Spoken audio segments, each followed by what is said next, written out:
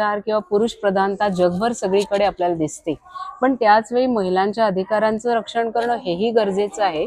पण ते करत असताना स्त्री विरुद्ध पुरुष असा दावा मांडण्याची पण गरज नाही. आणि जी आपल्या संस्कृतीतली हिंदू धर्मातली तत्व आहेत त्याच्यामध्ये स्त्री आणि पुरुष दोन्ही अपूर्णांक आहेत, ते दोन्ही एकत्र आले की एक पूर्णांक तयार होणार आहे. ही जी एक बेसिक कल्पना आहे ती, त्या कल्पनेतून जर आपण स्त्री पुरुष समानतेचा विचार केला तर मला वाटतं ही मूल्य नक्की आणता येतील.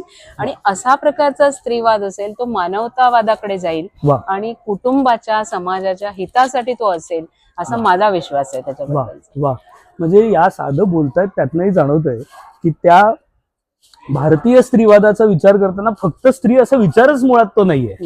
तो स्त्री, पुरुष, कुटुंब आणि व्यापक अर्थाने समाज हे चारही मला वाटतं बिंदू भारतीय स्त्रीवाद कुठेतरी एकत्र आणतो. आणि या पुस्तकातही ना